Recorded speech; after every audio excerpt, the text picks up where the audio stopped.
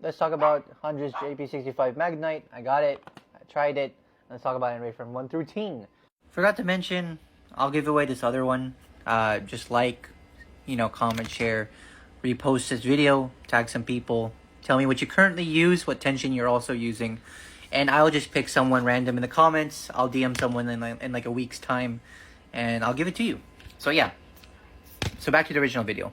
Okay, so as you guys know, I always keep everything consistent. So if I'm trying a new string, it has to be on the same bracket I've always used.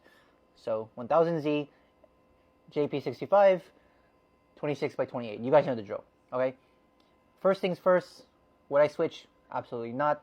My memory has been locked into Exbolt65 for the last 2 years. I take string choices very seriously. I am more open to changing the rackets, but very, very locked in when it comes to string. I don't see myself changing for Exbolt65 for a very, very long time. But with that being said, this is not a bad string at all. No. So before I talk about how I felt, let's kind of talk about like Exbolt65, because for me that's going to be who I'll be comparing it against. Not just because it's the main string I use for last few years, but also because they are the same gauge. So it's very fair head-to-head comparison. So if you guys remember, out of the Exbolt lineup, Exbolt65 is considered the all-arounder with the control emphasis, right? Exbolt63 would be the speed and drives one. Exbolt68 is going to be the more durability-based one, but also like heavy on the smashing. So with that being said, I think this follows that design philosophy very faithfully, actually. And I think the difference between Exbolt65 and JP65 is kind of more of a, what's the word I'm looking for here? Philosophy, or I guess a perspective. And what I mean by that is when you use this, it will feel softer than Exbolt65, and it will definitely have a little bit more shuttle hold than Exbolt65. But outside of that, they feel very, very similar, right? This still feels like a very much so all-rounder string.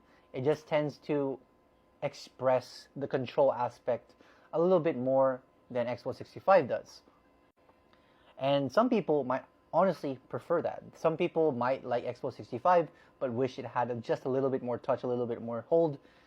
I honestly think you should guys try this out. For me, I love Exbolt65 as it is. I think it's perfect balance between repulsion, durability, sound, and whatever. So I'll stay there. But you guys also have to remember, this is like selling at half the price as Exbolt65. Sorry, I'm zoning out. But yeah, Wago, I think, is the only people currently selling 100 stuff in the Philippines. And they are selling this, last time I checked online, which was like 5 minutes before I started hitting record, 545 PHP. So like, what's that? 10 bucks US for the non-Filipinos at home. And then Exbolt65 is selling for nearly double at 900, maybe 1,000 at some other stores. And that is what, 20 bucks. So you are getting, you could get 2 strings for the price of 1. And this is definitely more than 50% of Exbolt65, meaning Exbolt65 is definitely not 2 times better than JP65. So yeah, I'm fairly pleased with this string actually. So yeah, JP65 Magnite. I'm walking away pretty surprised, pretty pleased with this. Given its price, given its performance, I think definitely a pickup. I think if you guys are looking for an all-rounder like Exbolt65, but you're looking for a bit more shuttle hold, a bit more control, but you don't want to, pick up something thicker or thinner, great.